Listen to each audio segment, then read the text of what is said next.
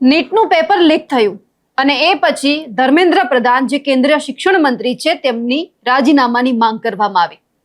આજની જે આ ઝેનઝી જનરેશન છે એ દિલ્હીના જંતર મંતર ગ્રાઉન્ડ ઉપર ભેગી થઈ, હલ્લાબોલ કર્યો, વિરોધ પ્રદર્શન કર્યું અને આખરે એમની જે માંગ હતી એ પૂરી થઈ. પરંતુ આ માંગ તો પૂરી કરવામાં આવી, પરંતુ હવે આખા વિવાદમાં નવા નવા વળાંકો છે તે શરૂ થયા છે. કારણ કે આખા વિવાદમાં હવે ક્યાંક ચર્ચાનો વિષય બન્યા છે ભારતીય જનતા પાર્ટીના સાંસદ અને જે બોલિવૂડ અભિનેત્રી કંગના રનૌત છે તે. કંગના રનૌત એમનું આજકાલનું કોઈ એવું નિવેદન નહીં, પરંતુ જ્યારે તે કંઈ પણ બોલે છે તો તે ટીકા ટિપ્પણીનો વિષય બને છે. આ વખતે ફરીવાર એવું થયું છે. શું છે મામલો, વિગતે ચર્ચા કરીએ. નમસ્કાર, આપ જોઈ રહ્યા છો નિર્ભય ન્યૂઝ અને હું છું આપની સાથે રિદ્ધિ. દિલ્હીના જંતર મંતર ગ્રાઉન્ડની અંદર લાખોની સંખ્યામાં જે આ ઝેનઝી જનરેશનના જેટલા યુવક અને યુવતીઓ છે ભેગા થયા હતા. વિરોધ પ્રદર્શન કરવામાં આવ્યું અને આખરે જે એમની માંગ હતી કે જે ધર્મેન્દ્ર પ્રધાન છે રાજીનામું આપે, અને પછી ધર્મેન્દ્ર પ્રધાને સોશિયલ મીડિયા પોસ્ટ મૂકીને રાજીનામું પણ આપ્યું. પણ આ બધાની વચ્ચે હવે વિવાદોના વમળમાં ફસાયા છે સાંસદ કંગના રનૌત. કારણ કે જે આખી ઝેનઝી જનરેશન છે તેમને કંગના રનૌતે ગટર જનરેશન કહી દીધું છે, એટલે હવે વિવાદ નવો શરૂ થયો છે. આ સાથે સાથે જ કંગના રનૌતે પોતાના સોશિયલ મીડિયા એકાઉન્ટ ઉપર પોસ્ટ મૂકી અને જેટલી પણ મહિલાઓ છે તે વિશે ટિપ્પણી કરી હતી. પોતાના વિવાદાસ્પદ નિવેદનોને કારણે કંગના રનૌત છે ફરી એક વખત વિવાદમાં આવ્યા છે. તેમણે સોશિયલ મીડિયા પર પશ્ચિમી વિચારસરણીથી પ્રભાવિત યુવાન ભારતીય મહિલાઓ અને વિદ્યાર્થીઓના વિરોધ પ્રદર્શનો પર આકરા પ્રહારો કરીને ટીકા કરી.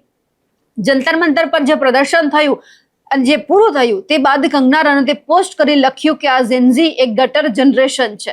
કંગના રનૌતની આ ટિપ્પણીને લઈને હવે વિપક્ષ પણ ગુસ્સે ભરાયો છે. કોંગ્રેસ સહિતના અન્ય પક્ષોએ માંગ કરી છે કે સાંસદ કંગનાએ વિદ્યાર્થીઓ અને મહિલાઓની માફી પણ માંગવી જોઈએ. આ સાથે જ કંગના રનૌતે જ્યારે પોતાના ઓફિશિયલ ઇન્સ્ટાગ્રામ એકાઉન્ટમાં સ્ટોરી મૂકી એક લાંબી પોસ્ટ શેર કરીને લખ્યું હતું કે સ્વતંત્રતાના નામે જવાબદારીઓથી યુવા મહિલાઓ દૂર ભાગી રહી છે અને તે માત્ર ગટર જનરેશન છે. સાચી સ્વતંત્ર મહિલાઓ બળવાખોર નિર્ણયો લે છે, બોલ્ડ મંતવ્યો ધરાવે છે અને પોતાના નિર્ણયોની સંપૂર્ણ જવાબદારી જાતે ઉપાડે છે. તેઓ પોતાના માતા પિતા કે પરિવારના ભોગે આ બધું નથી કરતી. અને કંગના રનૌતે નવી પેઢીને એટલે કે જે આ ઝેનઝી જનરેશન છે તેમની મહિલાઓને એવું પણ કહી દીધું કે પશ્ચિમી વિચારસરણીથી પ્રભાવિત થઈને ડ્રગ્સ, દારૂ અને અસંખ્ય સંબંધોને સ્વતંત્રતા છે એ સમજી બેઠી છે. આવી મહિલાઓ ભણતરમાં સારી નથી હોતી, ગૃહિણી નથી બની શકતી, આત્મનિર્ભર ન હોવા છતાં માતા પિતાની કમાણી પર જીવીને સ્વતંત્ર હોવાનો ક્યાંક આડંબર કરે છે.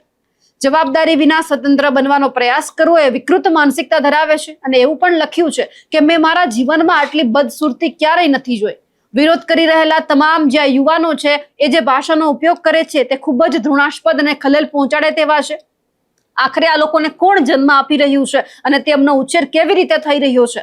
સરકાર પર કોઈ વ્યક્તિને પદ પરથી હટાવવા કે જાળવી રાખવા માટે આ રીતે દબાણ બનાવવું એ સંપૂર્ણ યોગ્ય નથી.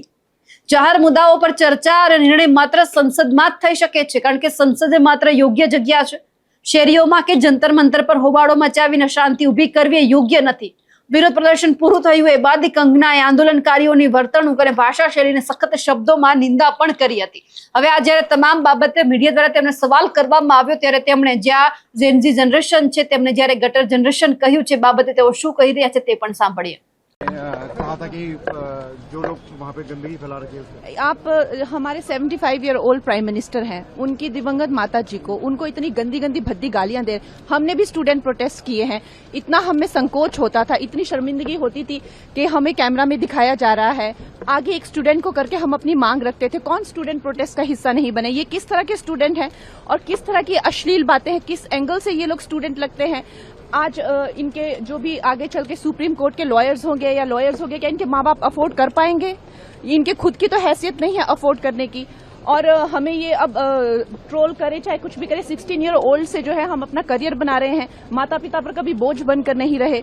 और जिनके माता पिता बहुत ही कंजर्वेटिव है, हम जानते हैं कि हमारा हिंदुस्तानी समाज कैसा है.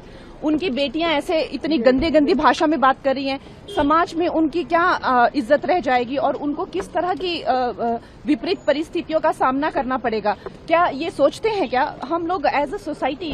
This is not acceptable to us in any way. Thank you.